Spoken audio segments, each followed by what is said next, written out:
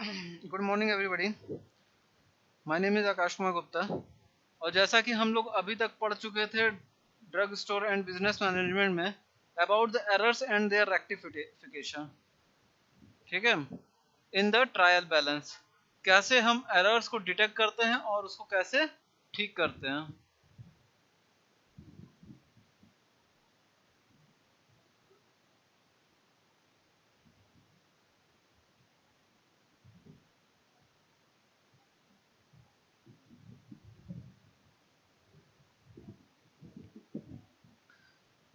Errors के बारे में हमने पढ़ा था कि एरर्स हो सकते हैं किस वजह से। मान लीजिए कि किसी पर्सन ने गलत जगह पे गलत एंट्री कर दी, ठीक है, जिस सेल्स बुक में अगर करना था तो उसने परचेज बुक में कर दिया, परचेज बुक में करना था उसने परचेज रिटर्न बुक में कर दिया।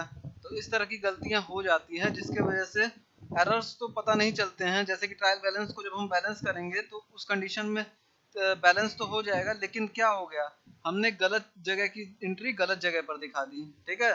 जैसे कोई मिक्सचर एक्स है, उनके ट्रांजैक्शन में जो हमको पैसा दिखाना था हमने किस में दिखा दिया, मिस्टर वाई में दिखा दिया, और मिस्टर वाई का जो दिखाना था वो मिस्टर एक्स में दिखा दिया। तो अगर किसी तरह का क्रेडिट रहता है मिस्टर एक्स पे तो हम किससे मांगेंगे फिर, मिस्टर वाई से, और उन्हें कुछ पता ही नहीं रहेगा। तो इस बात पे वो क्लेम कर सकते हैं कि हमारा कोई भी क्रेडिट नहीं है। तो ये सब चीजें थोड़ा सा एरर्स होती हैं जिसको कि रेक्टिफाई करना, जिसे ध्यान पूर्वक जज करना जरूरी होता है। अब इसमें बताया भी था कि errors not disclose by the trial balance कितने टाइप के होते हैं, 5 टाइप के होते हैं। पहला होता है एरर्स ऑफ ओमिशन, दूसरा होता है wrong entries in the subsidiary books, तीसरा होता है एरर्स ऑफ प्रिंसिपल, चौथा होता है कंपेंसेटिंग बुक्स, पांचवा होता है posting to wrong head of accounts, ठीक है। ये हम लोग ज्यादातर पढ़ चुके थे।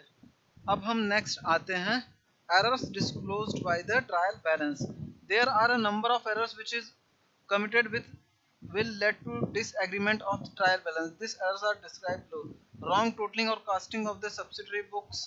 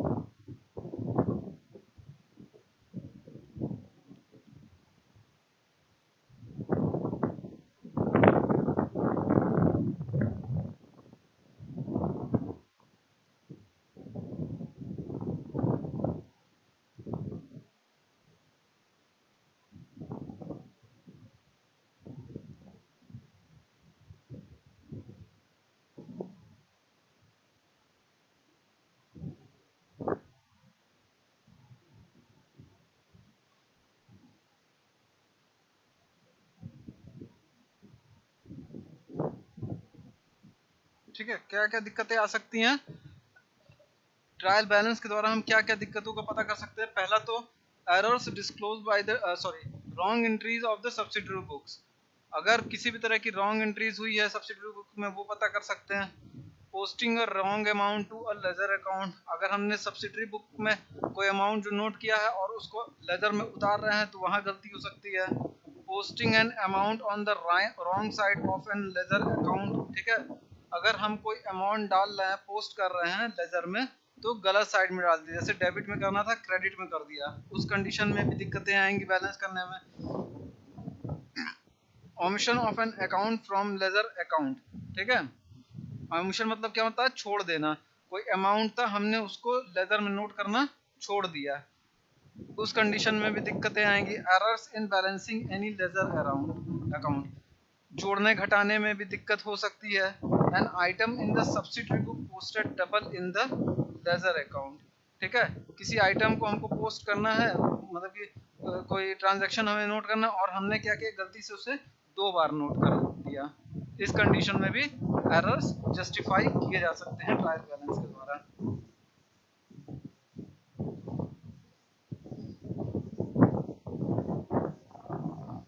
ये बात हो गई ट्रायल बैलेंस की। अब नेक्स्ट आते हैं स्टेप्स टू लोकेट एरर्स, किस तरह से हम स्टेप्स लेंगे ताकि जो हमारा एरर है वो कहां पर है ये पता चल सके।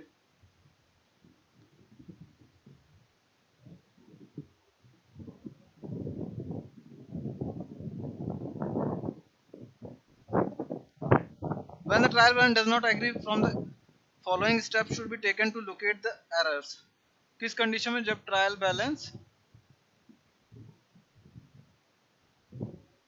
जस्टिफाई नहीं हो रहा है, ठीक है, जब जस्टिफाई नहीं हो रहा है उस कंडीशन में। Recheck the total of debit and credit column of the trial balance, हो सकता है कि हमने कैलकुलेशन में कहीं गड़बड़ी कर दी हो, तो एक बार फिर से सबसे पहला जो काम है, हमें डेबिट और क्रेडिट दोनों को फिर से एक बार जोड़ना पड़ेगा, ठीक है।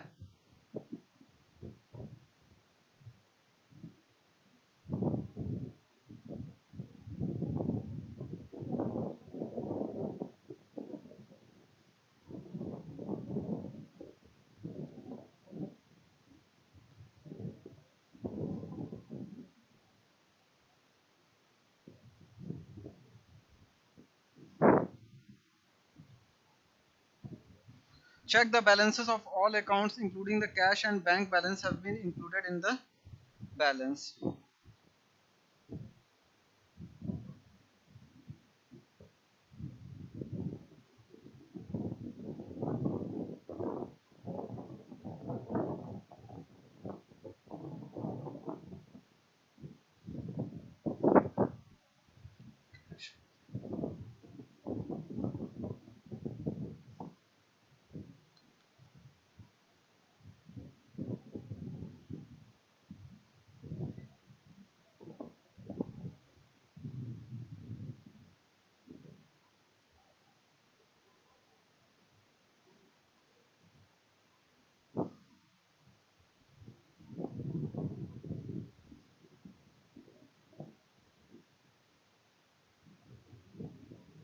Have been included, ठीक है,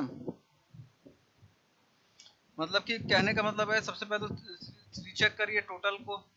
दूसरा क्या कह रहा है कि check that the balance of all accounts including the cash and bank account balance have been included in the trial balance, ठीक है, मतलब कि जो भी ट्रांजैक्शन हुआ हो related to cash and bank, उनके जो बैलेंस बचे हुए हैं वो भी उसमें इंक्लूड होने चाहिए, ऐसा ना हो कि हम उसे छोड़ रहे हो। Recheck the total of subsidiary book specially if error is ₹1, ₹10, ₹100 and so on.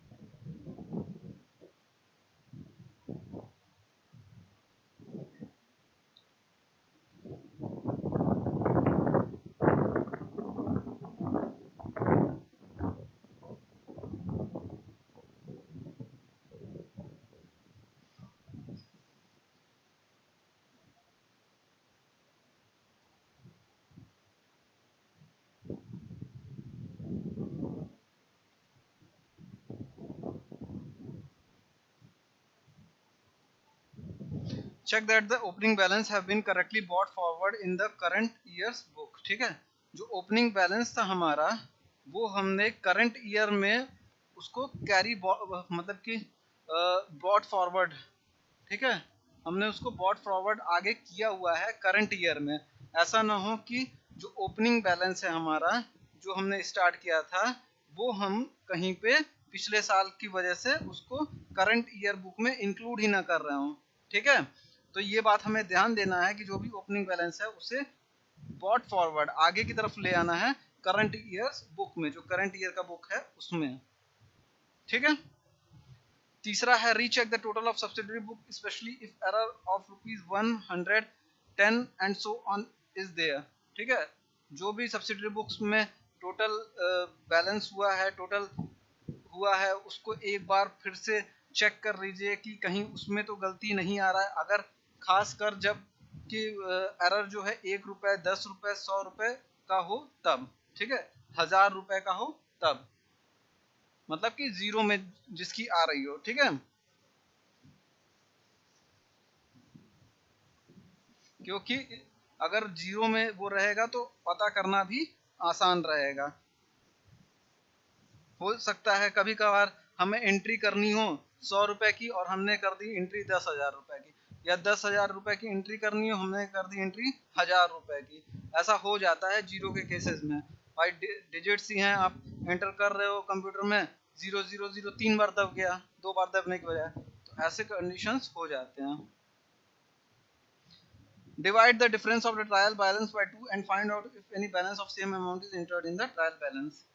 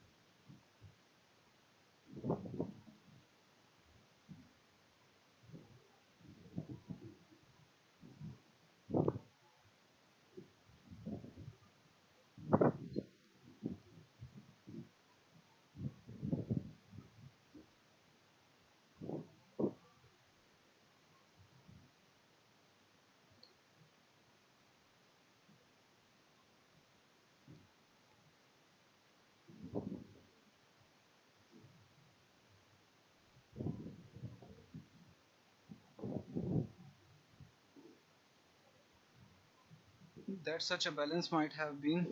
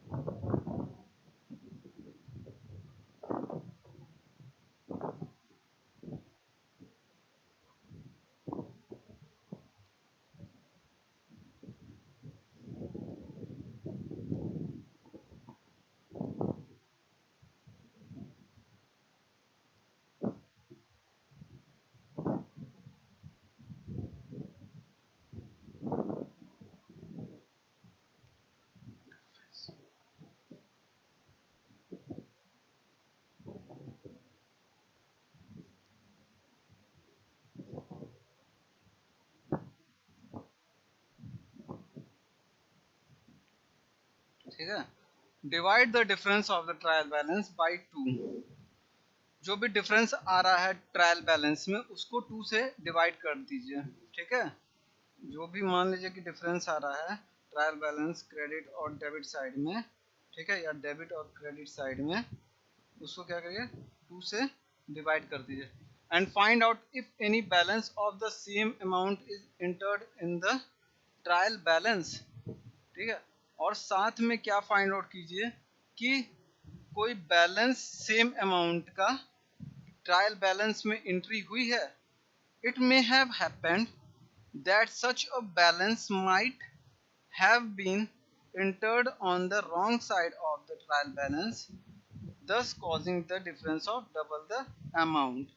ठीक है, क्या होता है कि जो आप एंट्री करते हैं डेबिट और क्रेडिट साइड में, हो सकता है कि डेबिट साइड में आपने उसको एंट्री करके फिर से क्रेडिट साइड में भी उसे एंट्री कर दिया हो, जिसकी वजह से उसका डिफरेंस आ रहा है। ठीक है, जिसकी वजह से जो उसका अमाउंट है वो क्या हो जा रहा है, डबल हो जा रहा है। अगर हम 2 से डिवाइड करेंगे तो हमें तुरंत जो एग्जैक्ट अमाउंट रहेगा, जैसे हमने यहाँ पे कोई 1050 रुपए का एंट्री किया, इधर भी हमने 1050 रुपए की सेम एंट्री कर दी क्रेडिट साइड में भी, तो अगर ये दोनों को जोड़ा जाए तो कितना आएगा, 2100। ठीक है, 0012 इतना आएगा।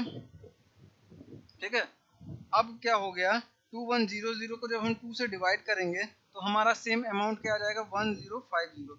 इसका मतलब कि हमने कहीं ना कहीं जो एंट्री है ये 1050 वाली वो 2 बार कर दी है। ठीक है, 2 बार कर दी है, तो हम चेक करेंगे फिर से ट्रायल बैलेंस में, अगर सेम अमाउंट कहीं 2 जगह दिखा रहा है, जैसे कि 1050 2 जगह दिखा रहा है, तो इसका मतलब हमने गलती से डेबिट और क्रेडिट दोनों साइड में सेम एंट्री कर दी है, जो कि हमें नहीं करना था।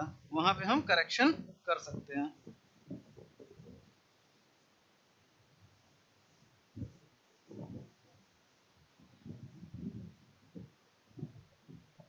अब है if the difference is large one.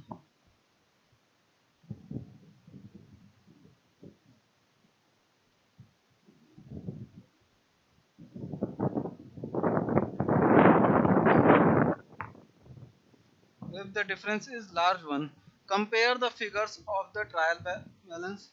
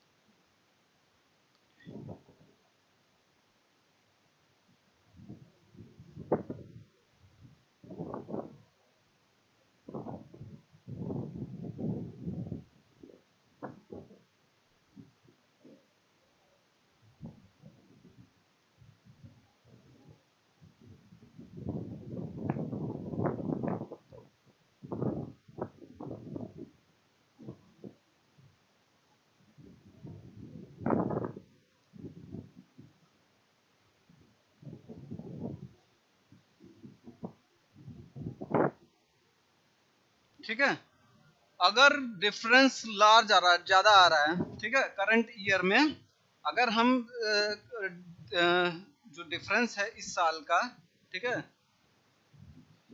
पिछले साल के मुकाबले, ठीक, तो हम दोनों साल का जो डिफरेंस है वो चेक करते हैं, और उसके बाद अगर डिफरेंस ज्यादा आ रहा है तो क्या करते हैं, ईयर सेल्स अकाउंट को हम फिर से चेक करते हैं कि कहाँ पे गड़बड़ हो रहा है। ठीक है, किससे किसको कंपेयर करते हैं, जो हमारा प्रीवियस ईयर का अकाउंट है, और किससे कंपेयर करते हैं, करंट अकाउंट से।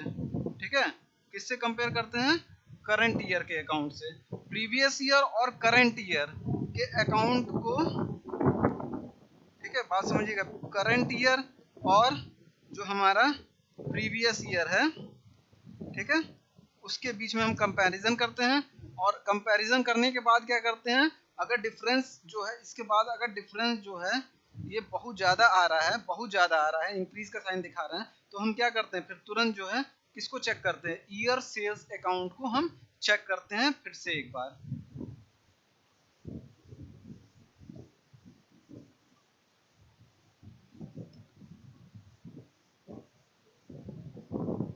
चलिए आते हैं next. If the above mentioned stuff fail to locate the error, then check the work as follows. अगर इसके बाद भी एरर पकड़ में नहीं आता है तब क्या करना चाहिए, check all the totals of subsidiary books thoroughly.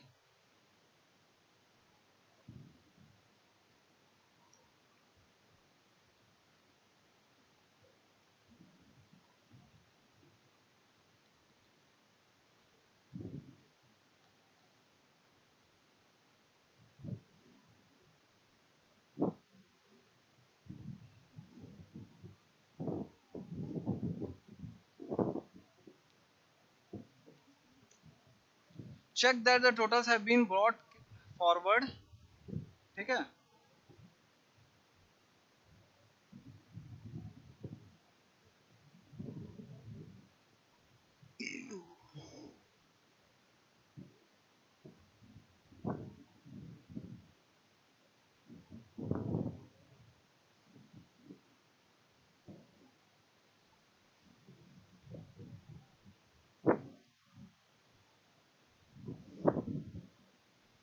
ठीक है, ध्यान दीजिएगा कि जो भी आपके टोटल्स हैं, जितने भी टोटल्स हैं वो क्या हो गए हैं, ब्रॉड फॉरवर्ड, ठीक है, आगे की तरफ ले आए गए हैं। ऐसा ना हो कि ये टोटल हम छोड़ दें जिसकी वजह से आगे जो है हमें दिक्कत हो। Check the postings made from journal to laser.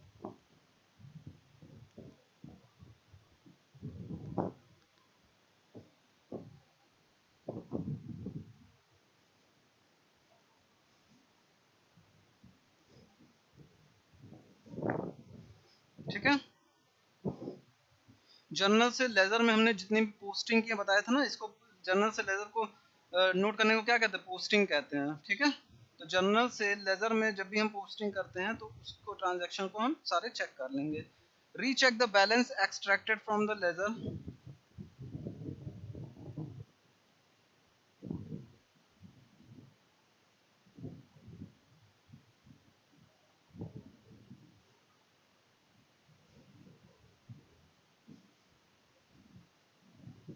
Recheck the balance extracted from the ledger, जितने भी बैलेंस हैं वो एक्सट्रैक्ट आउट हुए हैं लेजर से कि नहीं एक्सट्रैक्ट आउट हुए हैं ट्रायल बैलेंस के अंदर। ऐसा तो नहीं हमने कोई बैलेंस छोड़ दिया है कहीं, ठीक है, मतलब कि ऐसा तो नहीं कहीं हमने बैलेंस नोट करना ट्रायल बैलेंस में छोड़ दिया है लेजर में से। Recheck the list of balances.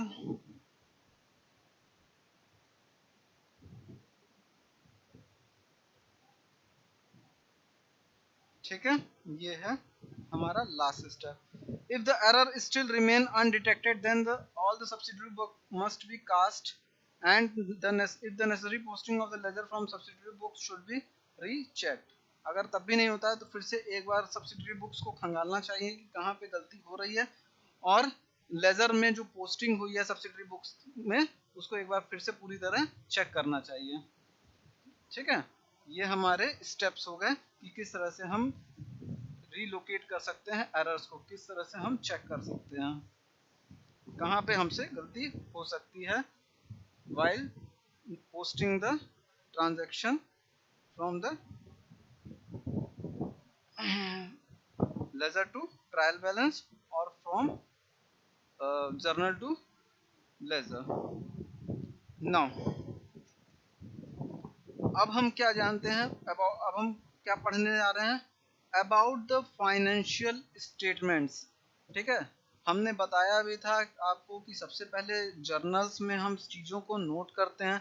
Journal में नोट करने के बाद हमारा क्या काम होता है, उस जर्नल या फिर सब्सिडरी बुक्स जो भी जर्नल्स की रहती हैं उनकी बात कर रहे हैं, उसके बाद हम पोस्ट करते हैं लेजर में। पोस्टिंग के बाद क्या होता है लेजर में, फिर लेजर से हम ट्रायल बैलेंस शीट बनाते हैं। ट्रायल बैलेंस शीट के बाद का जो प्रोसेस है वो अब आता है फाइनेंशियल स्टेटमेंट में, जो कि हमारा जो जो ऑर्गेनाइजेशन है उसका फाइनेंशियल स्टेटमेंट बताता है। मतलब कि घाटे में चल रही है कंपनी कि फायदे में चल रही है, ठीक है, उसकी फाइनेंशियल कंडीशन। यही जो ट्रेडिंग उसमें क्या क्या आते हैं आपके, आते हैं ट्रेडिंग अकाउंट, ठीक है, दूसरा आता है प्रॉफिट एंड लॉस अकाउंट,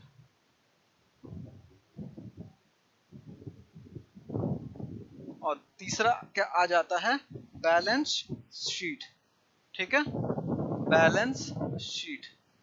मैंने बताया था ना कि ट्रायल बैलेंस के बाद ये सब चीजें बनाई जाती हैं, ट्रेडिंग अकाउंट, फिर profit and loss account, balance sheet. तो ये क्या कहलाते हैं सारे, financial statement of an organisation, मतलब कि उसकी फाइनेंशियल कंडीशन बताते हैं उस ऑर्गेनाइजेशन की उस समय में।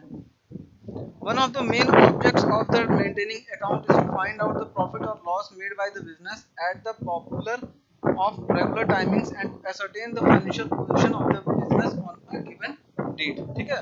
मेन तो हमारा यही काम होता है कि प्रॉफिट हो रहा है बिजनेस में कि लॉस हो रहा है, और क्या फाइनेंशियल पोजीशन है बिजनेस की, ये बताने के लिए। These objects can be achieved by preparing final account at the end of each accounting period, usually a year। Mostly हम लोग इसको कब कैलकुलेट करते हैं, ईयरली कैलकुलेट करते हैं। These are known as final accounts as they are prepared at the end of accounting period. In final accounts of the financial statement are prepared. The preparation of financial statement in the last process of accounting which gives the complete information about the business, ठीक है। The preparation of financial statement is the last process of accounting। जो भी जो आपका ये prepare करते हैं financial statement, यही क्या है, लास्ट प्रोसेस है अकाउंटिंग का, जो जिससे कि हमें पूरी तरह से कंप्लीट इंफॉर्मेशन मिल सकती है about the business. The financial statement include two types of statement, mainly profit and loss account. पहला तो जो मेन है वो है हमारा प्रॉफिट और लॉस अकाउंट, जिसको हम और क्या कहते हैं, इनकम स्टेटमेंट कहते हैं। और दूसरा क्या है, बैलेंस शीट। बैलेंस शीट हमें क्या बताता है, पोजीशन स्टेटमेंट, मतलब कि क्या पोजीशन है हमारी इसमें, ठीक है। The two statements collectively are known as final accounts in accounting language। इसको हम क्या कहते हैं, दोनों अकाउंट्स को फाइनल अकाउंट कहते हैं। और the profit and loss account is divided into two part. जो प्रॉफिट और लॉस अकाउंट है उसको दो भागों में डिवाइड किया गया है। पहला क्या है, द ट्रेडिंग अकाउंट, और दूसरा क्या है, प्रॉफिट एंड लॉस अकाउंट खुद, ठीक है। ट्रेडिंग अकाउंट जो है एक तरह से इंडिविजुअल कोई वो नहीं है, अकाउंट नहीं है, लेकिन इंडिपेंडेंट अकाउंट नहीं है, बल्कि ये पार्ट ही है प्रॉफिट एंड लॉस अकाउंट का। तो जो दो मेन अकाउंट है, टू मेन अकाउंट कौन कौन से हो गए,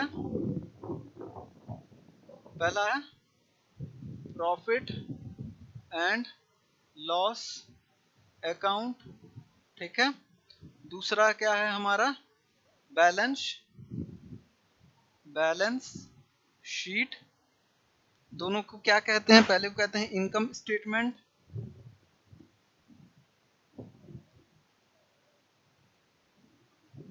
दूसरे को क्या कहते हैं, position statement.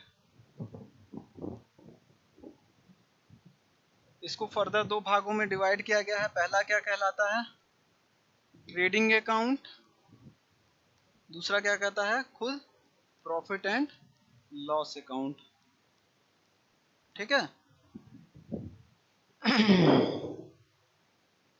Advantages of financial statement, इसका एडवांटेज क्या है, ठीक है, इससे क्या फायदा होने वाला है।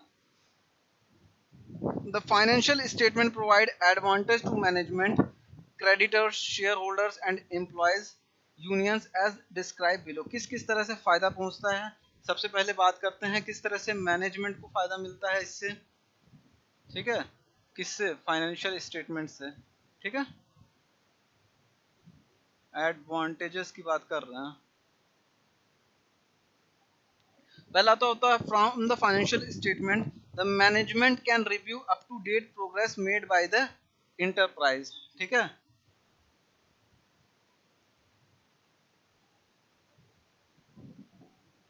अप टू डेट प्रोग्रेस जो है हम इससे चेक करते हैं। Made by enterprise, from this progress the management can decide the future plan of action for the enterprise. इससे क्या वो डिक्लेयर कर सकते हैं, फ्यूचर मैनेजमेंट, ठीक है। या फ्यूचर प्लान कह सकते हो।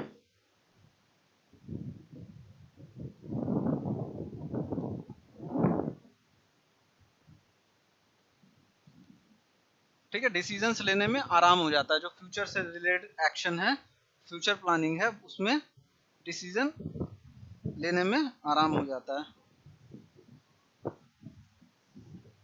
Now the creditors.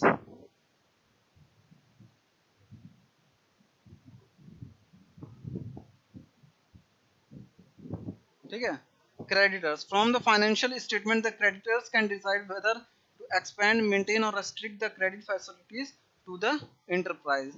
ठीक है, मतलब कि डिसीजन लेने में हेल्प करता है वेदर टू एक्सपेंड करना चाहिए, जैसे कि अगर अगर मान लीजिए कि आप किसी को ये जो कंपनी है, कोई कंपनी 1 है, ये किसी कंपनी 2 को कुछ पैसा देती है, ठीक है, क्रेडिट पे कुछ सामान देती है, ठीक, क्रेडिट पे। अब अगर ये बैड डेप्ट निकल जाता है कंपनी 2, तो ये क्या करेगी, जितना भी ये समय दिया रहेगा 1 मंथ के अंदर, अगर ये पैसा नहीं चुका पाता है 2 महीने या 3 महीने या 4 महीने लगा देता है, या करता ही नहीं है काफी लंबे समय तक, साल भर हो गया पैसा ही नहीं आया, तो इस कंडीशन में क्या करता है, अगर वो 1 महीने का समय दिया हुआ इस दौरान में वो कर देता है, तो इसका गुडविल क्या है, सही है। ठीक, अगर दूसरे महीने में करता है तो सेटिस्फैक्ट्री कह सकते हैं कि चलो ठीक है, थोड़ा सा टाइम लगाया लेकिन समय पे कर दिया। ठीक है, 3 महीने में करता है तो ठीक है, कभी कभार हो जाता है, बिजनेस नहीं चल रहा है, इसने 3 महीने में कर दिया। अब 4 महीने पे करे या 4 महीने से ज्यादा पे करे या फिर नहीं करे, ठीक है, तो ये किस में आ जाते हैं, बैड डेब्ट्स में आ जाते हैं, मतलब कि ये समय पे पैसा नहीं देने वाले।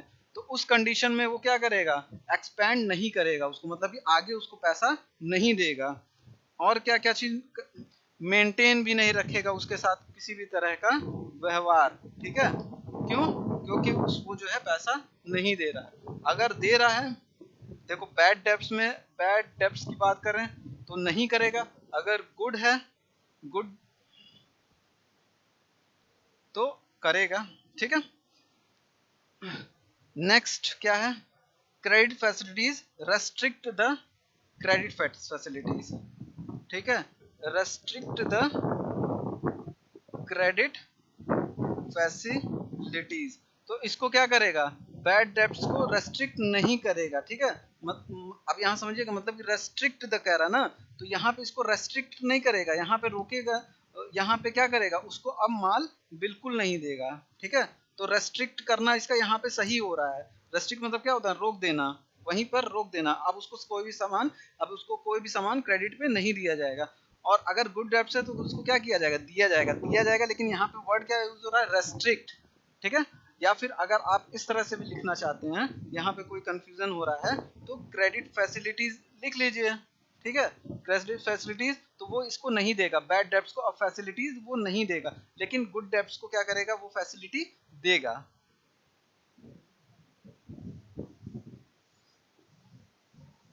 सॉरी, गुड डेब्ट्स नहीं, जो गुड बिजनेसमैन है, जो समय पे पैसा चुका दे रहे हैं। नेक्स्ट है थर्ड, शेयर होल्डर्स के लिए, शेयर होल्डर्स के लिए। ठीक है, from the financial statement share holders can gauge और जज। ठीक है, जज द फाइनेंशियल पोजीशन ऑफ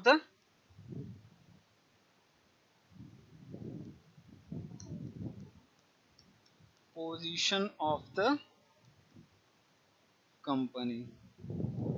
ठीक है, जो फाइनेंशियल पोजीशन है कंपनी की वो पता चल जाएगी, on the basis of which they can decide whether to sell और continue their shares in the firm.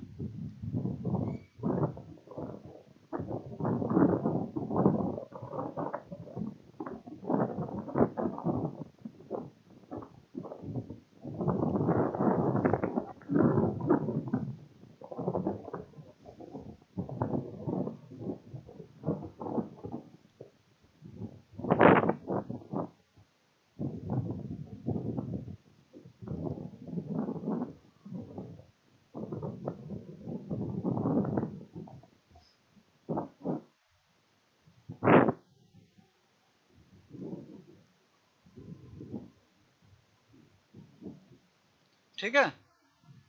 जज करते हैं financial position of the company को, शेयर होल्डर्स की बात हो रही है, जज करते हैं उसकी फाइनेंशियल पोजीशन को उस कंपनी को, और फिर डिसीजन लेते हैं कि जो उनका शेयर है उसको आगे उन्हें बेच देना है या फिर उसके साथ कंटिन्यू रखना है।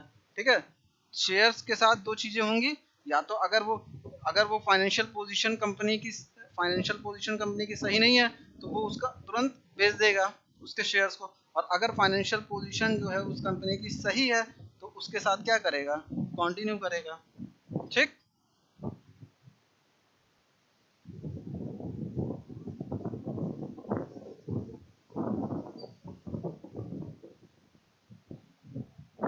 नेक्स्ट फोर्थ है एम्प्लॉयज यूनियंस।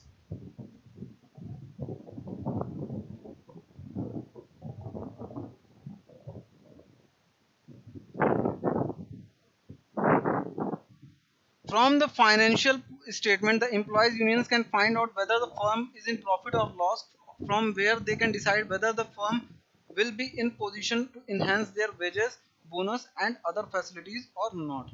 ठीक है, जो employees unions होते हैं, जो कंपनी में काम करने वाले employees होते हैं, फाइनेंशियल पोजीशन जब फाइनेंशियल स्टेटमेंट उसका आ जाता है उस कंपनी का, तो उससे ये जान जाते हैं कि उसकी जो फाइनेंशियल पोजीशन है उस कंपनी की वो कितने हद तक सही है।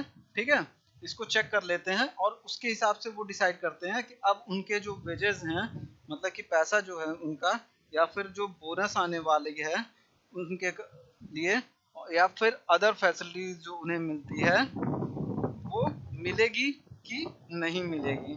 ठीक है, इस पे प्रश्न चिन्ह लग जाता है कि हाँ ये चीजें मिलेंगी कि नहीं मिलेंगी। अगर उसका फाइनेंशियल पोजीशन बढ़िया होगा, ठीक है, बहुत बढ़िया होगा, तो क्या होगा, उनके जो भी ये चीजें रहेंगी वो तुरंत मिलेंगी। ठीक, अगर इनके जो फाइनेंशियल पोजीशन है वो घट रहा है तो इनके जो,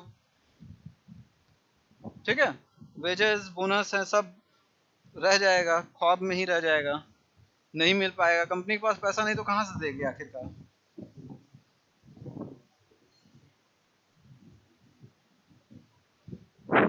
नेक्स्ट आते हैं ट्रेडिंग अकाउंट पे। ट्रेडिंग अकाउंट के बारे में पढ़ते हैं अब।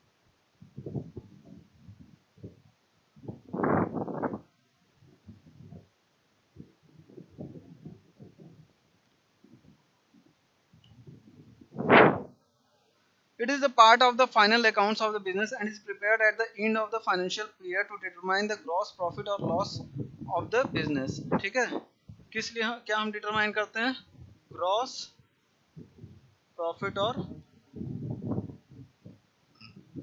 लॉस। ठीक है, ग्रॉस मतलब टोटल।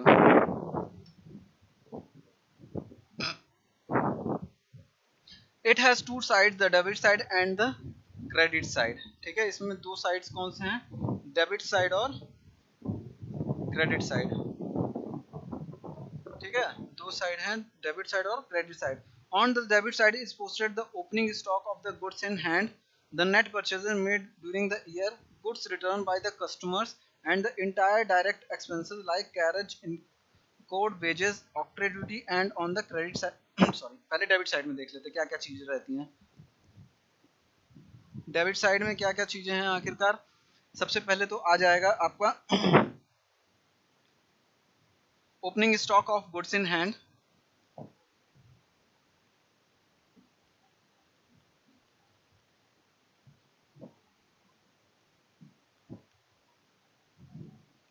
ठीक है, दूसरा आ जाएगा the net purchases made during the year.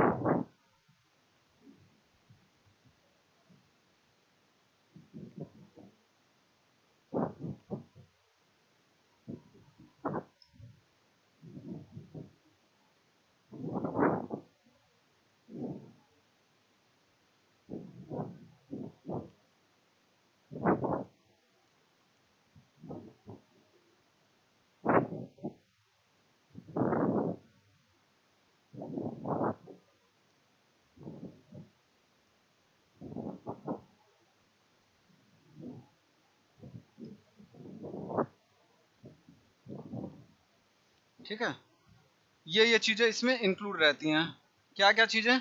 Opening stock of goods in hand, दूसरा क्या है the net purchases made during the year, तीसरा क्या है goods return by the customer, और चौथा क्या है direct expense like carriage incurred wages. Credit side में क्या क्या चीजें इंक्लूड रहती हैं? Net sales,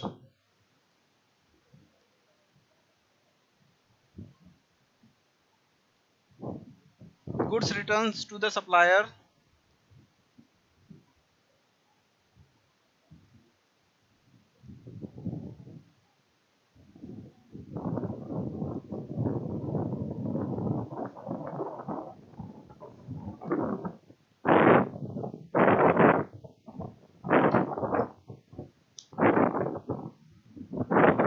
closing stock of goods in hand,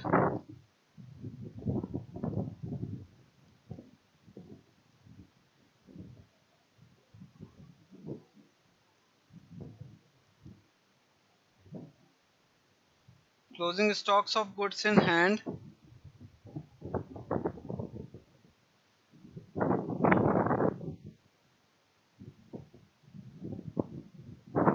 the balancing figures of two sides show the gross profit if the credit side is bigger। ठीक है, profit कब show करता है? जो जब क्रेडिट साइड जो है, so the gross profit if the credit side is bigger and the gross side if the gross loss if the debit side is bigger। ठीक है, क्रेडिट साइड अगर बिगर है तो क्या होगा? प्रॉफिट दिखाएगा, ग्रॉस प्रॉफिट। ठीक है, और अगर ग्रॉस लॉस कब दिखाएगा? जब आपका ये डेबिट है। ठीक है, ये बिगर होगा, मतलब कि डेबिट साइड अगर आपका बिगर है तो आपका क्या दिखाएगा? लॉस दिखाएगा। अगर क्रेडिट साइड बड़ा है तो प्रॉफिट दिखाएगा। The sample pro forma of the trading account is given below, एक परफॉर्मा दिया हुआ है, फॉर्मेट दिया हुआ है, वो आपको बना के हम दिखा देते हैं।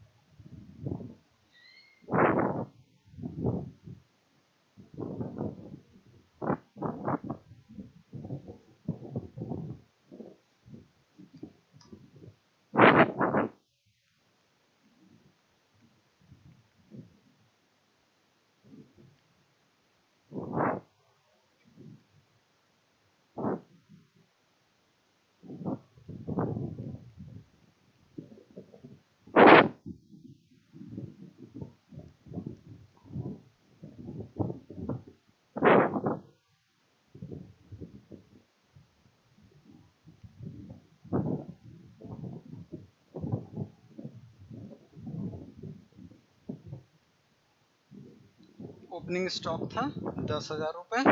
ठीक है, ये अमाउंट हो गया आपका, यहाँ भी पार्टिकुलर लिखा जाएगा, यहाँ भी अमाउंट। ठीक है, जो भी हो रुपीस डॉलर जो भी हो उसमें हम लिख देंगे। ठीक, टू परचेजेज अकाउंट में कितना गया? 20,000 रुपए का परचेज हुआ।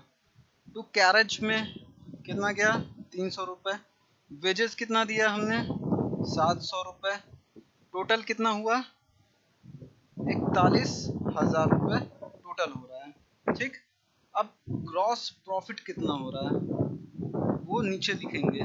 ठीक है, जो प्रॉफिट हो रहा है इतने अमाउंट पे, ये तो हमने जो स्टॉक रखा जितने का, ठीक है, उस पे जो परचेज किया, उसमें जो कैरेज के लिए खर्च किया और जो वेजेस दिया उसका हो गया, उसका टोटल इतना आ रहा है। अब जो इस पे हमने प्रॉफिट किया वो है 17,000 रुपए। ठीक है, दोनों को प्लस कर लेते हैं, कितना आना चाहिए? 58,000। नेक्स्ट आते हैं क्रेडिट साइड में सेल्स पे कितना खर्च किया हमने, बाई सेल्स खर्च हुआ है इस पे 50,000 रुपये, ठीक है, 50,000 की खरीदारी कर ली। फिर क्या है, by closing stock, closing stock कितना था, ये है आपका 7,500 रुपये का। और उसके बाद जो है by goods return to supplier,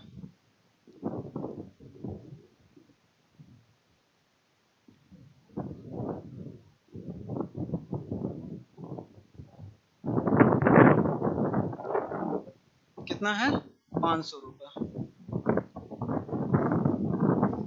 500 रुपये का गिफ्ट वापस हो गया। अब इधर कितना टोटल आ रहा है करने पे, 58,000, ठीक है। ये एक परफॉर्मा है, एक फॉर्मेट है जो कि दिखाया गया है कि किस तरह से हम बनाते हैं ट्रेडिंग अकाउंट। ये पूरी तरह से ट्रेडिंग अकाउंट है जो कि एक फाइनेंशियल स्टेटमेंट हमें ऊपरी तौर पे बता देता है कि हाँ वो कंपनी इस समय घाटे में चल रही है या फिर इस समय फायदे में चल रही है।